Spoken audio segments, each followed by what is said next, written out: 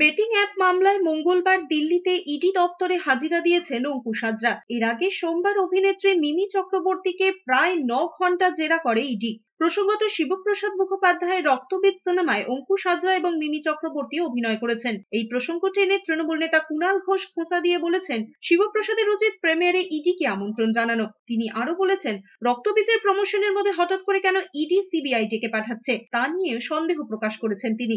অন্যদিকে বিধানসভার অধ্যক্ষ বিমান বন্দ্যোপাধ্যায় বলেছেন, কোন সংস্থা বাণিজ্যিক কারণে অভিনেতা অভিনেত্রীদের বিজ্ঞাপন করায়, তাতে অপরাধের কি আছে? প্রশ্ন তুলেছেন বিমান বন্দ্যোপাধ্যায়। কি মাথা মুন্ডু নেই, কেন ডাকছে আমি কিছু বুঝতে পারলাম না। অনেক বিজ্ঞাপন সংস্থা রয়েছে, তাতে অনেকে অনেক বিজ্ঞাপন দেয়, অনেক সোনার বিজ্ঞাপন দেয়, অনেকে তাদের প্রোডাক্ট বাজারে লঞ্চ করার জন্য বড় চিত্র তারকা খেলোয়াড়দের নিয়ে তাদের প্রচার করেন। তাতে অপরাধটা কি আছে আমি জানি না, কেন ইডি ডেকে পাঠিয়েছেন আমার কাছে পরিষ্কার নয়। তৃণমূলকে পাল্টা আক্রমণ করেছেন রাজ্যের বিরোধী দলনেতা শুভেন্দু অধিকারী। প্রাথমিক তদন্ত না করে কোনো ক্ষেত্রে ব্যবস্থা নেয় না কেন্দ্রীয় এজেন্সি। নিশ্চয়ই তথ্য প্রমাণ রয়েছে। সিআইডির সঙ্গে কেন্দ্রীয় এজেন্সির কাজে তফাৎ রয়েছে।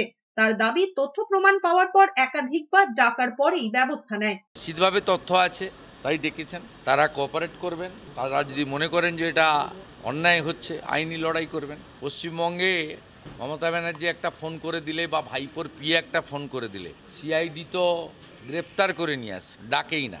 অতএব এনফোর্সমেন্ট ডাইরেক্টরেট বা সেন্ট্রাল এজেন্সিগুলো তো একাধিকবার ডাকার পরে তথ্য প্রমাণ বা তদন্তে অসহযোগিতা করলেই ব্যবস্থা নেয়।